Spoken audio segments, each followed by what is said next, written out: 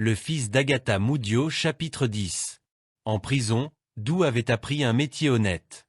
Dès sa sortie, il s'établit à son propre compte. Il était coiffeur, pour le bonheur de notre village et des environs. Il se mit aussi à boire, pour faire passer le temps plus rapidement, lorsque les jeunes gens de chez nous ne désiraient pas ardemment se faire beau. La belle saison était revenue au fil des jours. Dou opérait à l'air libre. Il s'asseyait sur une énorme caisse en bois, vide, sous un manguier, et là, il attendait patiemment ses clients. Il faisait bon attendre tout en dégustant du vin de palme. C'est ce que Dou était en train de faire ce matin-là, lorsqu'un homme vint le trouver. « Coiffe-moi, lui dit-il, on m'a parlé de toi, il paraît que tu le fais très bien. » Et l'homme s'assit sans y avoir été invité. Dou se saisit d'un gros caillou, à l'aide duquel il brisa une bouteille de bière vide. Puis il s'agenouilla aussitôt autour des tessons, comme s'il voulait s'excuser de l'acte qu'il venait de faire. Si la bouteille avait été pleine, il ne l'aurait pas cassée. « Oh, sûr que non. Vois-tu, dit Dou à son client, vois-tu, les gens qui n'ont rien dans le ventre sont pareils à cette bouteille. Ils ne méritent guère qu'on les traite mieux. Tu sais, je ne parle pas des gens affamés, moi. Ce que je dis, c'est que les hommes inintelligents ne méritent pas de vivre. Qu'en penses-tu ? Tu as raison, accepta le client. Il faut être d'accord avec votre coiffeur, juste au moment où il s'apprête à opérer le miracle de la transformation de votre tête. Dou, satisfait de la réponse, sifflota un air, et choisit un tesson à la courbure régulière et tranchante. Il pensa que celui-là ferait bien l'affaire. Alors il s'approcha de la nuque de son client, regarda, et s'accroupit pour y voir de plus près. « Es-tu intelligent, toi ? » ?»« Sûr que je suis intelligent, dit le client. Crois-tu que je serais venu te trouver, toi, si je n'étais pas assez intelligent pour comprendre que le meilleur coiffeur de la région, c'est toi ? Oh, ça alors, tu as raison. Que je suis bête. Tout le monde sait que je suis le meilleur coiffeur de la région. Et puis, si tout le monde ne le sait pas encore, eh bien, tant pis, tout le monde le saura bien un jour. Combien paries-tu ? Rien, rien du tout, parce que je suis sûr que je perdrai. Il n'y avait pas à dire, c'était le genre de client que Dou aimait bien, le client toujours d'accord. Pas question, dans ces conditions, de lui faire une mauvaise coupe. Mais l'air sentait le vin de palme. Tu en veux un peu ? Offrit Dou en allongeant le bras derrière la caisse pour en sortir une calebasse énorme. Il la déboucha, but quelques gorgées, et la tendit ensuite à son client. Lui aussi but, sans plus vouloir reposer la calebasse. Il est bon, frère, il est bon. Alors, le tesson de bouteille se mit à faire des siennes sur la nuque du client, dessinant peu à peu la ligne de démarcation entre la tête et le reste du corps. Dou était content de son travail. Il continuait à siffler en travaillant. Puis il se rappela soudain qu'il avait été, autrefois, à l'école du village. Là, il avait appris, en détail, tout l'Ancien Testament, en langue douala. Alors, il se mit à répéter comment Josué gagna la bataille de Jéricho. Alors, les Israélites se mirent à souffler dans leurs trompettes, et les murs de la ville commencèrent à trembler, mon frère, jusqu'à ce qu'ils croulassent. Le client ne comprenait pas d'où le passage avait été tiré. « Qu'est-ce que les Israélites viennent faire derrière ma tête ?» demanda-t-il. Le coiffeur s'arrêta net dans sa besogne. « Comment, dit-il à l'ignorant, tu me poses une question pareille, toi ? Tu ne connais donc pas l'histoire ancienne ? Tu ignores l'histoire de nos ancêtres ? Mais, dis-moi, qu'ont-ils donc fait, nos ancêtres ? Qu'est-ce qu'ils ont fait ? Quelle question ? Tu ne sais donc pas qu'ils ont été condamnés par Dieu à errer dans le désert pendant 40 jours et 40 nuits ? Ah ? Oui, oui, pendant 40 jours et 40 nuits. C'est beaucoup, tu ne trouves pas ? Et encore, je me trompe. C'est le déluge qui dura 40 jours et 40 nuits. Les Israélites ont erré dans le désert pendant 40 années. Et tu sais, de véritables années bien pleines, comme il n'y en a plus de nos jours. Mais qu'avaient-ils donc fait, pour être ainsi condamnés ? Ma foi, rien. Seulement, Dieu n'était pas content d'eux, parce qu'ils lui avaient désobéi. Alors, Moïse alla supplier le Pharaon de laisser partir son peuple. Le peuple de qui ? De Dieu, voyons. Que tu es bête. Tu es comme une bouteille vide. Tu n'as rien là-dedans, tu ne mérites même pas d'être bien coiffé. Tu ne comprends donc pas ce que je dis ? Je parle du peuple de Dieu, bien sûr. Aïe ! Quoi, aïe ? C'est que tu me fais mal. Oh, tu es trop délicat, toi aussi. Depuis que nous avons commencé, c'est la première fois que je t'égratigne, et tu pousses un hurlement, comme si je t'avais brûlé la nuque. Un filet de sang descendit doucement de elle, égratignure. Dou l'arrêta au passage, et continua à raser les cheveux sur le reste de la nuque. Il avait pris un peu plus de vin que d'habitude, et il poursuivit son extraordinaire histoire de « nos ancêtres les Israélites ». Alors, le pharaon rassembla tout le village autour d'un grand feu. Il y eut une palabre de 3 jours et de 3 nuits. Et Moïse apporta un long serpent qui effraya tout le monde. Mais le pharaon avait le cœur dur comme la pierre, et il ne laissa pas repartir les Israélites. Alors Moïse fit descendre un arc-en-ciel, et l'arc-en-ciel parla au pharaon. Mais le pharaon fit couper la tête de l'arc-en-ciel. Aussitôt le jour s'obscurcit, les gens du pharaon devinrent tous aveugles, tandis que les hommes de Moïse y voyaient aussi clair qu'en plein jour. C'est ainsi qu'ils purent se sauver. FFFFT. FFFFT. FFFFT. Lève-toi, ça y est, j'ai fini. Tu es beau maintenant. Tu peux aller voir n'importe quelle femme, aucune ne te refusera.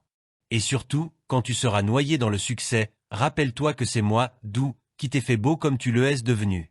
À présent, paie-moi et va-t'en.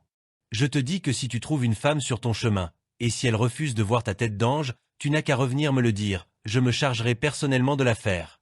Tu peux même aller en face.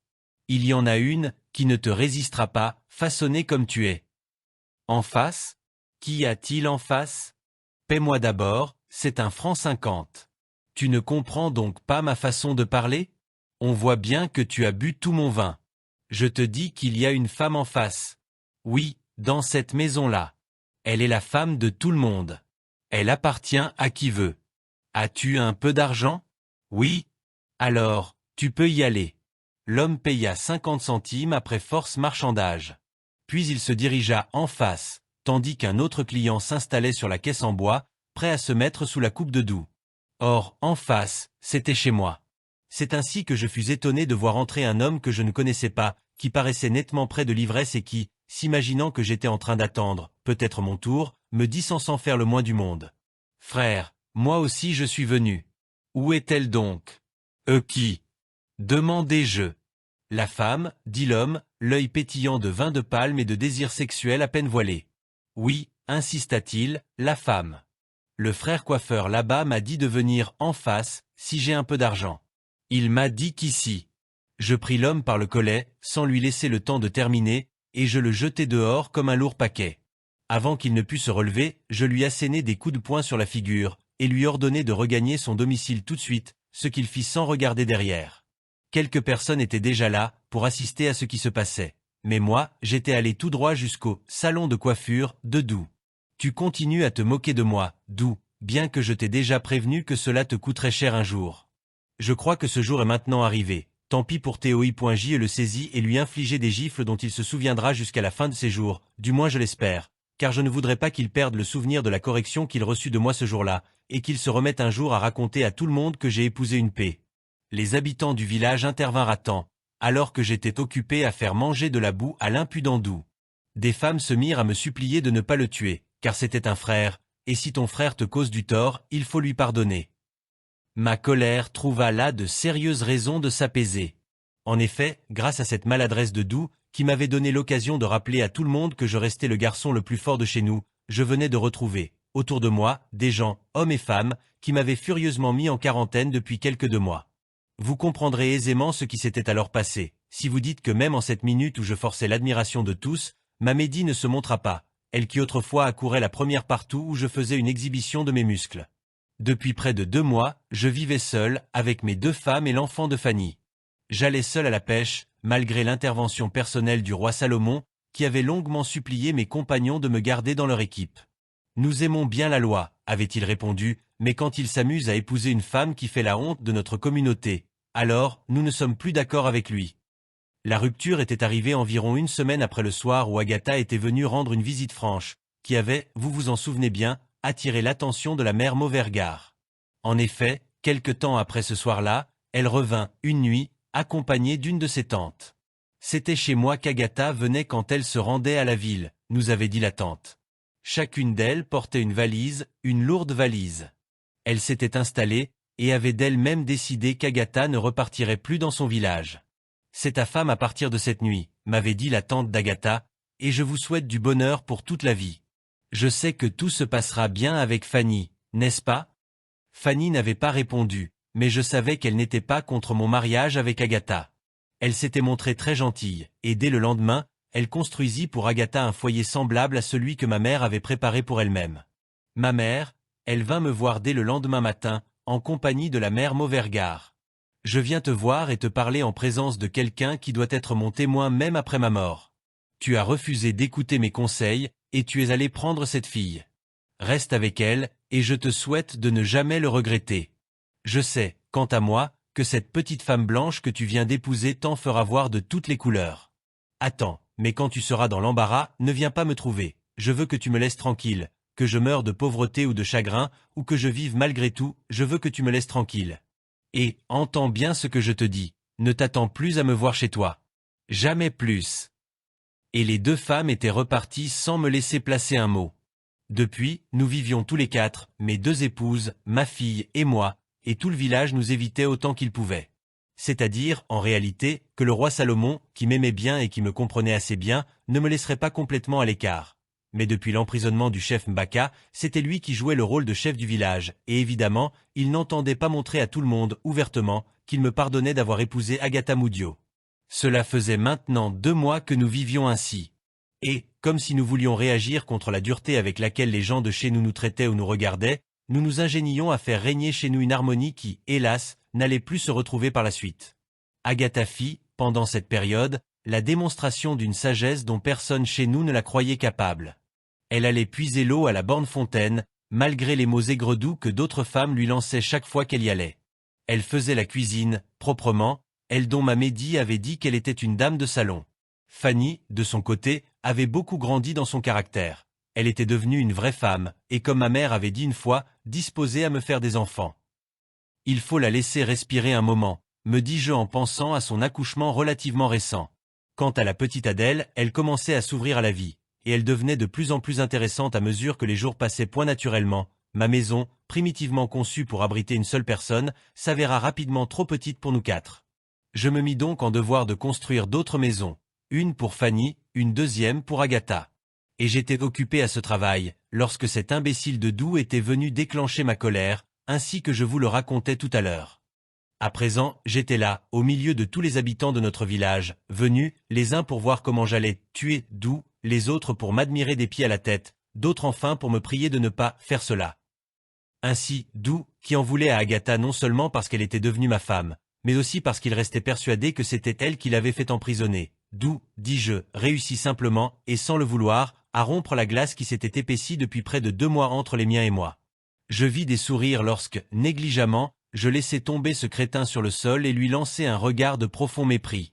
Ces sourires voulaient dire que l'on appréciait ma façon de pardonner à un frère qui m'avait causé du tort. Et puis, que voulez-vous vraiment faire d'un homme qui s'enivre de vin de palme dès les 10 heures du matin? Depuis ce jour-là, notre village lui-même a fait preuve de clémence à mon égard, et surtout à l'égard d'Agatha. Après tout, elle ne se présentait pas si mal qu'on l'avait cru au début. Et puis, qu'on lui reprochât ses extravagances d'avant son mariage, n'était-ce pas déjà du passé, cela? Qui donc n'avait son propre petit péché sur la conscience? Allez, c'est fini tout cela. Et puis, qu'est-ce donc que cette façon de recevoir une étrangère dans notre communauté? Cela ne ressemblait à rien de bon. Les seules personnes qui ne voulurent pas pardonner à Agatha de m'avoir pourchassé jusqu'à m'avoir, c'était toujours ma Médie et la mère Mauvergard.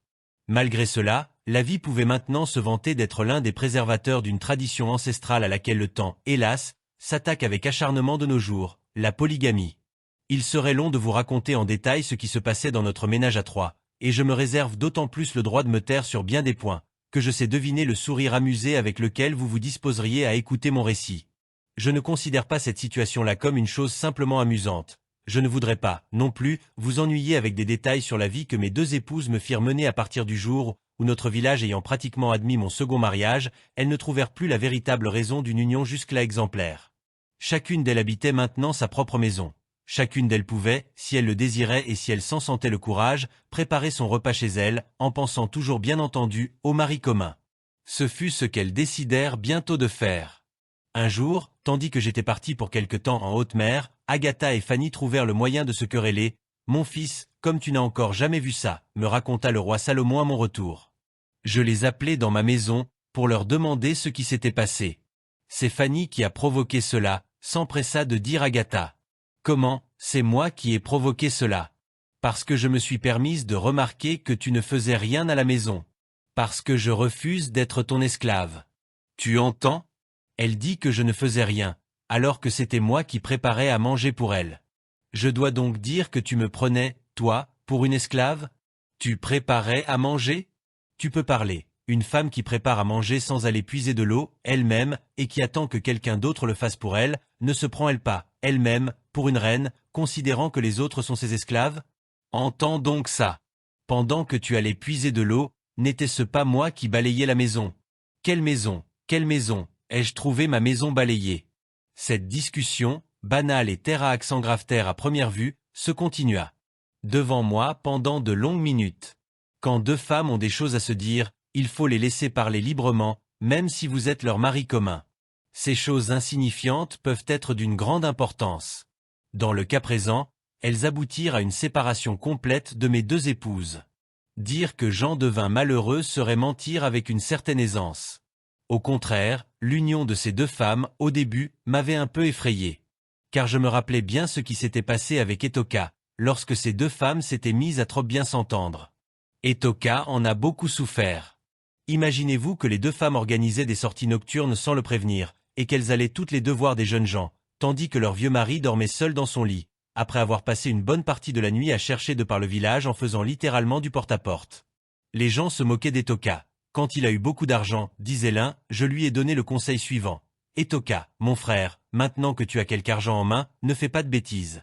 Achète des pirogues en grand nombre, tu pourras les louer à des pêcheurs ou à des transporteurs, et cela te rapportera. Voilà ce que j'ai dit à Etoka, et je lui parlais comme j'aurais parlé à mon frère de même père et de même mère. Mais il ne m'a pas écouté. Il a préféré aller prendre plusieurs femmes. Voilà où il en est à présent. Et puis un autre d'ajouter, le voilà bien, avec ses deux femmes, et de rire aux éclats. Un vieux comme lui, disait encore un railleur, il se prend encore pour un jeune homme. Il va s'amuser à épouser des femmes ayant 30 ans de moins que lui-même, et il pense qu'il pourra les retenir à la maison. Je vous dis qu'il n'a pas fini d'en voir. Etoka était la risée de toute la région, avec ses deux épouses, qui ne dormaient guère à la maison. Je ne voulais donc pas pouvoir lui donner la main un jour, avec des compagnes s'entendant trop bien. La tactique universelle de la polygamie réside dans une discorde soigneusement entretenue entre les épouses. Souvenez-vous-en, si jamais un jour. C'est pour cela qu'au fond de moi-même, j'étais donc tout heureux de constater que les choses prenaient une tournure plus convenable pour moi. J'étais encore plus heureux de voir que dans cette discussion, qui aurait pu paraître toute bénigne, il s'était glissé un élément qui allait assurer sa pérennité à la discorde naissante. En effet, Fanny avait découvert que sa rivale, Agatha, était beaucoup plus âgée qu'elle. Cela n'était pas tellement vrai, puisque vous savez qu'il n'y avait pas plus de 4 à 5 années d'écart entre leurs âges. Mais c'était bien assez pour donner à Fanny un air doucement brillant de jeune fille parlant à une femme plus vieille, comme elle disait. Voyez donc comment elle avait tourné la chose, comment elle l'avait présentée en mettant une bonne dosée d'hypocrisie dans sa simplicité. Je ne comprends pas, s'était-elle étonnée, j'ai le même mari que ma tante venue me rejoindre ici, et je... Quoi? Tu m'appelles ta tante? Parce que tu veux rappeler au monde entier que je suis plus âgé que toi. Pourquoi ne pas crier dans la rue que c'est moi qui t'ai mise au monde? Et que je suis la grand-mère d'un enfant naturel? Vous voyez, c'était maintenant assez venimeux pour ma sécurité. J'en remerciais le ciel, et je ne me fis plus de soucis le moins du monde lorsque je devais m'absenter pour tout un mois, ainsi que mon métier le voulait. Mais c'était au retour de la pêche qu'il fallait venir voir ce qui se passait dans notre foyer. Chacune de mes épouses attendait que j'entre chez elle avant d'aller voir ce que devenait sa rivale. Cela me fit sérieusement regretter, parfois, de ne pouvoir de temps en temps me dédoubler. Ce fut lors d'une rentrée de pêche qu'un jour, je provoquai le départ définitif d'Agatha. Pendant mon absence, les deux femmes s'étaient encore violemment querellées. « Mon fils, tu n'as encore jamais vu chose pareille. » Elles ont failli en venir aux mains, me rapporta le roi Salomon. Qu'est-ce qui s'est encore passé cette fois-ci? Demandai-je aux deux dames. C'est Agatha qui a dit que la prochaine fois que tu m'achèteras une robe sans lui en donner une pareille, elle s'en ira. Oui, c'est vrai, dit Agatha. C'est vrai. Et qu'est-ce que tu m'as alors répondu? Je t'ai répondu que si tu t'en vas, tu n'auras qu'à partir pour de bon, car mon mari n'ira pas te demander de revenir. Ton mari, ton mari. Tu entends? Voilà ce qui me fâche. Ton mari, comme s'il était le tien à toi toute seule. Tu n'es qu'une petite égoïste, tu ne penses qu'à toi seule. Tu oublies que j'ai connu la loi avant toi, et que si j'avais voulu, je serais venu ici avant toi. Et tu n'y aurais certainement jamais mis les pieds. Ne parle pas beaucoup, tante aînée, je n'ai pas le droit de discuter avec toi. Voyons seulement venir les jours, c'est l'avenir qui décidera. Agatha faillit gifler Fanny, pour la corriger de son insolence. J'intervins à temps, et il n'y eut pas de bagarre. Chacune d'elles repartit dans sa maison, avec certitude que je viendrais la voir avant de me rendre chez l'autre. Comment un homme pourrait-il se départager et se rendre simultanément chez ses deux épouses? Je ne trouvais guère de solution à ce problème grave. J'allais d'abord, chez Fanny, en prétextant que je voulais voir la petite Adèle. Du coup, je faisais perdre à Agatha le pari selon lequel j'entrerais chez elle avant d'aller chez Fanny. Quelle affaire! Agatha entra dans une colère folle. Elle vint jusque dans la maison de Fanny. C'est curieux, et cela me paraît de plus en plus curieux maintenant que j'y pense. Alors qu'autrefois j'aurais admis n'importe quelle ignominie dans mon ardent désir d'épouser Agatha, voilà qu'elle m'apparaissait maintenant si peu différente d'une autre femme. Et j'étais même allé chez Fanny avant de me rendre chez elle, alors que j'aurais dû la rassurer dans son orgueil d'avoir été la première à me connaître. Elle entra comme un ouragan. J'ai compris, dit-elle, tu viens voir ta femme avant de venir chez moi. Tu n'entres pas chez moi d'abord, parce que moi je n'ai pas d'enfant à te montrer. Eh bien, je vais te faire un enfant, moi aussi. Mais auparavant, tu viendras réparer l'affront que tu m'as fait. Tu viendras toi-même le réparer chez ma tante. Et si tu ne viens pas m'y reprendre, j'y resterai. De cette façon, tous les cœurs seront tranquilles dans ce village. Elle sortit en courant. J'essayai de la rattraper, mais elle était déjà dans la rue. Dans la cour, je vis ma Médie. Elle était sortie parce qu'elle avait entendu du bruit. Elle me vit courir pour tenter de rattraper Agatha. Elle eut un sourire amer, qui en disait long. Elle ne m'adressa pas la parole, mais je savais qu'elle pensait. Mon pauvre garçon, tu n'as pas fini d'en voir, avec cette chipie que tu es allé prendre malgré mon interdiction formelle. Je te l'ai dit, elle t'en fera voir de toutes les couleurs. Elle rentra dans sa maison et s'y enferma. J'eus honte, et ce soir-là, j'en perdis l'appétit. Fanny, de son côté, ne me ménagea guère. Voilà qui ne m'étonne pas, me dit-elle méchamment alors que j'arrivais à peine à manger. Ta femme, ta vraie femme est partie, et tu en as perdu l'appétit, n'est-ce pas? Je ne suis rien ici, moi, qu'elles sont donc terribles, pensai-je, horribles, toutes. Je décidai que je n'irais pas chercher Agatha. Elle m'attendrait chez sa tante tout le temps qu'elle voudrait, mais je n'irais pas la prier de revenir chez nous. Naturellement, les gens de chez nous, apprenant que la belle Agatha était partie, chez sa tante, à la ville, se firent des gorges toutes chaudes de cette nouvelle tombée du ciel pour entretenir la vie des potins de notre village. Pour eux, c'était leur pronostic qui se réalisait, exactement comme ils l'avaient prévu. Pour eux, Agatha ne pouvait être une femme à prendre chez soi. Elle est née pour rester dehors, avait-il l'habitude de dire, malgré la sagesse dont elle avait fait preuve dans les premiers temps de son séjour dans notre village. Or sa fuite confirmait simplement les dires des gens de chez nous, d'autant plus qu'elle était partie de chez moi, non pas dans son village tout près du nôtre, mais jusqu'à la ville où vivait sa tante, ce qui n'était qu'un prétexte aux yeux des miens. Ceux-ci allèrent plus loin, me rapportant que de temps en temps, pendant mon absence, Agatha sortait vers la ville. Cette nouvelle, qui venait simplement ajouter au reste, ne me plaisait guère, car Agatha ne m'avait jamais dit, elle-même, qu'elle allait à la ville quand je n'étais pas là. Mais je fis le tour complet de mon raisonnement d'homme. Je me dis alors que, de toute façon, ces rumeurs ne pouvaient guère présenter Agatha sous un jour favorable, quoi qu'il en fût, étant donné ce qu'elle avait été avant son mariage, étant donné aussi la réticence avec laquelle on l'avait accueillie chez nous. D'autre part, je me dis que si Agatha sortait en mon absence, Fanny n'aurait pas manqué de me signaler, n'eût-ce été qu'au cours des discussions auxquelles vous avez vous-même assisté? Je rejetai donc purement et simplement les rumeurs grandissantes, et je restai tranquille chez moi, à travailler en attendant un nouveau départ pour la pêcherie. N'importe. La grande nouvelle du jour et de la nuit, chez nous, c'était le départ d'Agatha. Chacun en donnait une version arrangée par soi, et il y en eut tant de versions, que bientôt plus personne n'y comprenait rien. Heureusement, d'autres événements vinrent bientôt couvrir cette première page de notre journal parlé. Ce fut d'abord la naissance de la fille d'Andalé. On en parla beaucoup, car vous vous souvenez que le mari d'Andalé était déjà en déportation lorsque celle-ci avait trouvé le moyen de concevoir. Nous connaissions tous le mari d'Andalé. Nous savions combien il était violent de nature, et nous demandions non sans quelque inquiétude quel sort son retour allait réserver à Andalé qui l'avait trompé. En attendant, le bébé se portait bien, le soleil de notre village aussi. La maison de l'oncle Gros-Cœur procura un autre sujet de conversation. Elle venait en effet d'être terminée. Le roi Salomon ne l'avait pas construite tout seul. Il s'était joint à 2 autres maçons engagés par mon oncle, des mois après elle, à faire, lorsque tout le monde l'avait mis en quarantaine, et que le roi lui-même avait décidé brusquement qu'il ne travaillerait plus pour ce vilain sorcier. Aujourd'hui, il fallait voir la maison de l'oncle Gros-Cœur. Elle était belle, peinte à la chaux, avec son soubassement passé au coltard dilué, et son toit de tôle ondulé brillant au soleil. Elle donnait à notre village un air coquet et riche qui frappait les étrangers dès le premier coup d'œil. Finalement, nous en étions tous fiers, c'était notre monument. L'oncle Gros-Cœur offrit une grande fête, et l'on mangea, et l'on but, et l'on dansa, et l'on rit. Lorsque les autres seront là, dit mon oncle dans un transport de joie, il y aura une fête encore plus grande que celle-ci. C'était inutile de le prédire. Comment donc aurions-nous pu accueillir les autres à leur retour de Mokolo sans extérioriser notre joie, après ces 4 longues années de séparation? Du reste, leur retour n'était plus très lointain à présent. Quelle joie en perspective!